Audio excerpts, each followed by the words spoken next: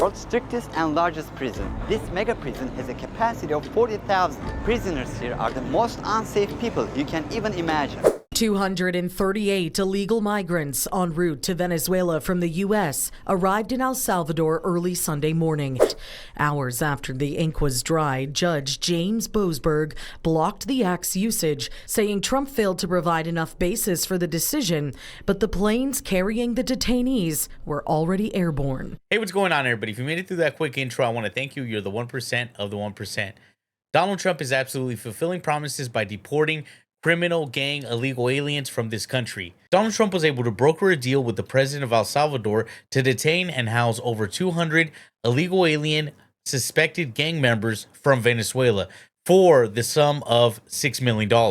My argument is that we already have tools that are available to remove undocumented violent people from our country. Giving them this wide latitude to just kind of go across and just claim that anybody is anything is wrong. And so we do have courts, we do have processes, we do have laws, and we should just go ahead and use those. There's a reason that nobody else has decided to go back until into Adam's times in order to try to find ways to make sure that we can keep our country safe. The Democratic Party and politicians cannot help themselves and will oppose any decision that the Trump administration makes, even though the majority of the country, the majority of normal people would agree that these are good policies to remove undocumented criminal aliens from Venezuela that happen to also be gang members that took over whole apartment complexes in Colorado, folks. That's who we're talking about. The Trump administration has deported alleged members of a Venezuelan gang from the U.S. despite a court order forbidding it. And late on Sunday, the White House said the judge who gave that order did not have the authority to block the administration's actions. It marks an escalation in Trump's challenge to the U.S. systems of checks and balances and the independence of its courts. On Friday, U.S. President Donald Trump invoked the 1798 Alien Enemies Act to rapidly deport more than 200 alleged members of Tren de Aragua, a Venezuelan gang that has been linked to kidnapping, extortion, and contract killings. A day later, federal Judge James Boasberg blocked the application of the law for 14 days, saying the statute refers to, quote, hostile acts perpetrated by another country that are, quote, commensurate to war. Boasberg said that any flights carrying migrants processed under the law should return to the U.S. A partisan judge in D.C. attempted to block the Trump administration from deporting these illegal aliens to El Salvador and demanded that any planes going out to El Salvador be turned back around and come back to America. Absolutely ridiculous. The planes were already in flight heading towards their destination. There was no need to make this grandiose stance that we need to bring these criminal aliens that are in a gang back to the United States. And as you saw this past weekend, the president used his authority under the Alien Enemies Act to deport foreign terrorists. Tren de Aragua is now a designated foreign terrorist organization. And as I said, there were nearly 200 Tren de Aragua members who were sent to El Salvador this weekend. Countless lives will be saved because of this action. This administration acted within the confines of the law, again, within the president's constitutional authority and under the authority granted to him under the Alien Enemies Act. We are quite confident in that, and we are wholly confident that we are going to win this case in court. All of the planes that were subject to the written order, the judge's written order, took off before the order was entered in the courtroom on Saturday. And the administration will, of course, be happily answering all of those questions that the judge poses in court later today. It was approximately $6 million to El Salvador for the detention of these foreign terrorists. And I would point out that is pennies on the dollar in comparison to the cost of life and the cost it would impose on the American taxpayer to house these terrorists in maximum security prisons here in the United States of America. Along with all that, the White House dropped an absolute banger of a promotional clip of all these illegal alien gang members landing in El Salvador and being sent into this maximum security prison. It was awesome. The video is so hyped. Let's go check that out now. Okay, here we go. Damn, they got the drone footage out. You know they were ready. Fuck. They got drone footage already. Like, hey, hold on. We're going to make a fucking spectacle about this. You know, if you're in Homeland Security right now or like the fucking Border Patrol, you're fucking lit. Right now, this is a good cut. This is a straight commercial right here. They got great music too. Who dropped this banger? Who's their editor? Oh, man. This is fucking fire, bro. Yeah, show them tats. Like, look, you see this fucking guy?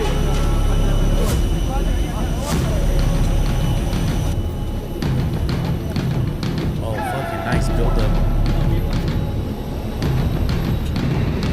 Yeah, this is great footage. Like, they got all the fucking police officers just there, just fucking standing around like, we're not gonna fuck around here.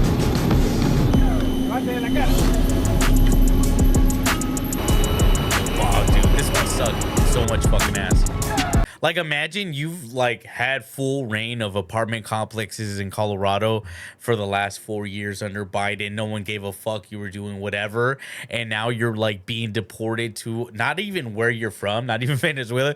You're being deported to another fucking country in Central America. And they're just like, you're going to just be detained here until we can figure everything out and send you back to your fucking home country. That's fucking sick. And El Salvador isn't fucking around. Like, when you see what these prisons look like, these supermax prisons in El Salvador, and how they're housed, where it's just like rows and rows, like 8 feet in the air of just beds, you know, towering upwards. It's fucking hell. It looks like fucking hell for sure. There we go. They're pulling up. Like, here we go. Holy fuck. God damn. Like, this is the problem. It's like, why do we tolerate, you know, these people, these liberals, leftists, these Democrats being like, no, they have rights. We gotta fucking fuck that. They broke the law the second they came here. They're fucked. They don't get treated like fucking kings. That time's done. People, the regular person isn't fucking tolerating it anymore. You know, that's why Democrats' all-time approval is in the fucking gutter, because everyone can see that they are too much empathy, too much compassion, just empathy to the point where they're just letting their, you know, streets in their cities be overran by, you know, gang members, drug addicts, homeless, you know, just all kinds of terrible shit just happening in these, you know, metropolitan cities that used to be thriving. Oh, fuck yeah. Dropping the hard fucking beat. Let's go. Shit, they got 2 drones.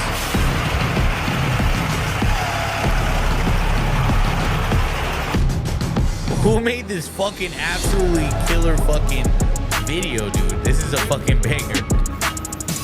Yeah, get your fucking head down, B. Don't look up at us. We'll beat the fuck out of you. We're gonna shave your fucking head. Oh, and your beard. Damn. Imagine just been growing out your hair though. We're gonna shave your fucking head. César Eliseo Sortomaya.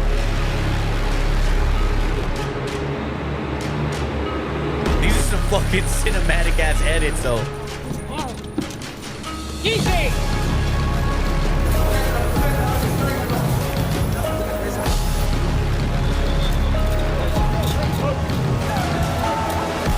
Everyone in there is just like, we're fucked. We're so fucked.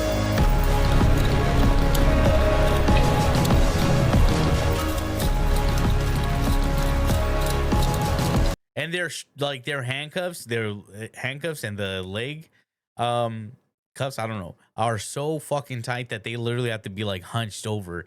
It seems like it doesn't look like they can stand upright with the shackles that they got on.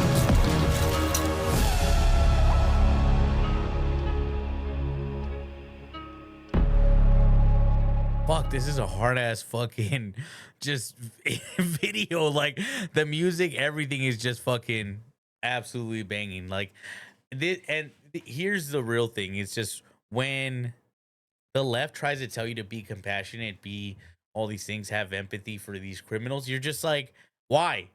Why should we? These judges, these leftist judges, these like obviously partisan judges, just want to oppose anything that Trump does. And it is absolutely awesome to see their true colors be exposed, that they have no actual, laws. They have whatever it is just oppose Trump. That is their only stance. It is absolutely idiotic and stupidity to just think that your only stance is I'm not gonna agree with this person. The thing is, when you're always taking the, say there's a 80-20 split, if you're always taking the 20 side, you're gonna lose. These people are not realizing that all their ideas, all the things that they stand for don't work because they only stand for against Trump. He could say, hey, we're going to spend $100 million, $100 billion. We're going to spend all our money on cancer research to make sure we abolish cancer from the world tomorrow. Democrats would be on like protesting on the street of DC saying why it's a bad thing to try to resolve the issue of cancer. It is so insane. They played all their cards and they look absolutely idiotic and ridiculous. It is Trump has done this so great, so outstanding, to where he takes the most easiest things to get behind as a general citizen, like improving the economy. Just real simple. Hey, getting, illegal aliens out of the United States, especially criminal ones that have been, raping, killing, whatever, no men in women's sports, these real easy things to just get behind. And progressives, leftists, Democrats just cannot, because so much of their base is this coalition of like minorities or whatever, or oppressed groups. They have to take the opposite opinion. So everybody else is looking at each other like these people are fucking nuts.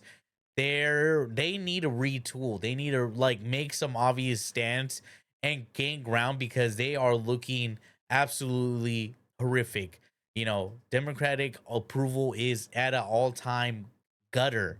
They are drowning, folks, and this is good to see. They neglected, the everyday middle class Americans for too long, and now they're reaping what they sow. They, wanted to placate to these small minority groups, these 1%, and they thought that if they had 101% that they would win, and it just doesn't go that way. But I am glad to see that Trump did not turn the planes back around. I'm glad to see that they defy this, obvious partisan judge that demanded to bring the planes back. And they're just like, no, you don't have, any say in, foreign affairs. Shut the fuck up, But if you made it to the end, thank you. I hope you liked the video. Please like, subscribe, comment down below, hit that notification bell so you never miss a clip. With that, till next time, later.